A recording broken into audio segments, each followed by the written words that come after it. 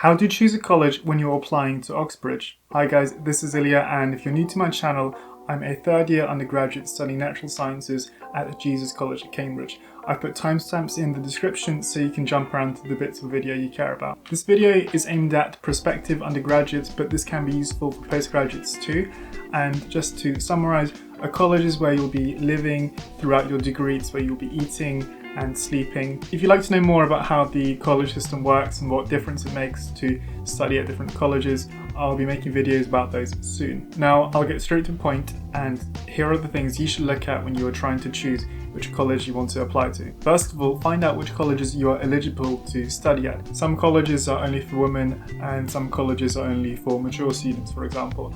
Mature students are students who will be over 21 years old when they start their studies, and only they are eligible to study at mature colleges, although they can study at any college. Make sure to also check which colleges offer your course, because some courses won't be at every college. I've put a link in the description for a flowchart which shows you which courses are offered at different Cambridge colleges, so have a look at that if you're considering applying to Cambridge. The size of your college in terms of how many people there are in your year is something you might want to take into account, because it could affect your experience.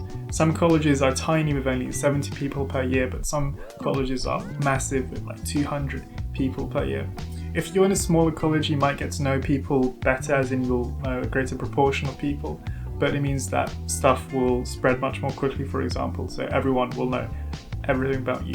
In a bigger college, you won't know everyone, and you could even go through your whole degree and not recognize some people in your year group. The size of a college also affects the physical size of a college, because obviously colleges with more people will tend to be bigger. And that brings me to my next point, which is the appearance of a college. There's many beautiful Oxbridge colleges, but they vary a lot in what they look like. Some of them have very brutalist architecture, others are very classical and grand. So have a look at the college you're thinking of applying to and see if you'd like how it looks. If you have a disability, or if you have specific requirements because of your religion, for example, then make sure your college is suitable for you. For example, if you're Muslim or Jewish, you might want to make sure that the cafeteria has halal and kosher food, and if you're disabled, you might want to see that the whole college is wheelchair accessible. If you are disabled, you might also want to take the location of your college into account, which is my next point. The location of your college can make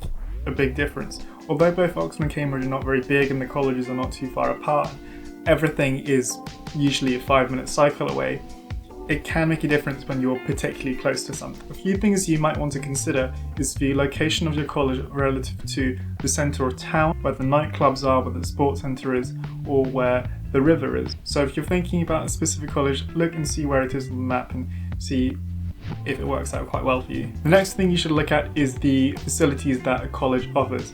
Many colleges have lots of facilities, but some of them you might care a lot about and some of them you might not care about. So here's a few facilities that you should maybe look into. A gym, a nice bar, a good library, sports grounds, music rooms, a chapel, and punts. Some colleges which are by the river have access to punts.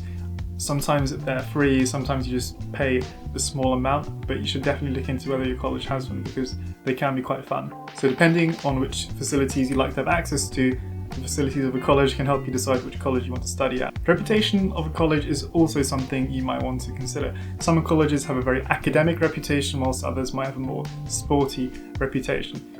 A college with an academic reputation might put more pressure on you whilst you are at the college, which you might like or might not like, depending on what kind of person you are. Some colleges are also more prestigious than others, so if that's something you care about, you can look at how prestigious a college is and choose that college. Every year at Cambridge and Oxford there is a ranking table which ranks every college based on how well the finalists performed in their exams. At Cambridge this is called the Tompkins table, and at Oxford this is called the Norrington table. The next point is entry criteria. Some colleges might have additional or different entry criteria to the other colleges, so you should make sure you're doing the right things for your college, and maybe you'll have to sit extra exams. So make sure you do check the college website, and if you want to be extra sure, you can email the admissions tutor. Another thing you should consider is how wealthy a college is. When it comes to choosing a college, there's no shame in being a gold digger because a richer college can offer you more support. The richer colleges often can offer more grants and scholarships and bursaries and are generally more generous, as well as having cheaper living costs. So have a look at how rich a college is and see if they give out specific grants or scholarships that you are eligible for. Although do keep in mind, in terms of college wealth, pretty much all colleges are still very wealthy. Accommodation is also something that is important because you'll be spending a few years in that accommodation. Most colleges offer accommodation for most years, but how many years do they offer for, and the location, the quality, that can all vary depending on the college. Research the accommodation of the colleges you're interested in to see what they like and where they are. Some central colleges might also make you live a bit far out in some of your years because they're so central they don't have much room. Also, in terms of accommodation, you might want to look into how the ballot system works. So when you go from first year to second year, you'll be changing your room. And different colleges have different systems. Some colleges have a system where it's completely random, whilst others take into account how well you did in exams or if you're very active in terms of societies. So you might want to check what system each college has to see which one is best for you. I've now talked about the most important things when it comes to choosing a college, but there's a few things I need to mention which are how you should not choose a college. The most important thing to not use when applying to a college is the application statistics.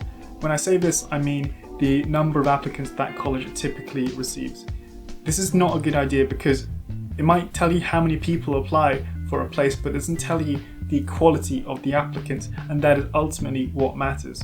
Having a few good applicants will result in more competition than many bad applicants. Even if some colleges are oversubscribed, the pooling system will help balance out this inequality.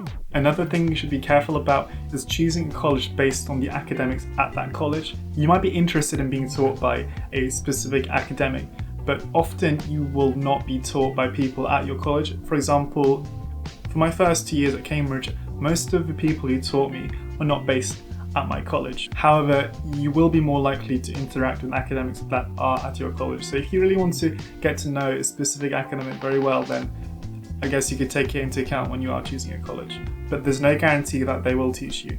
Many schools argue that multiple people from the same school should not apply to the same college because it disadvantages the student. Whether this is true, I can't say, but what I can say is that off the top of my head, I can think of 8 pairs of people who are at the same college in the same year and who applied from the same school. So even if there is an effect, I don't think it is very significant.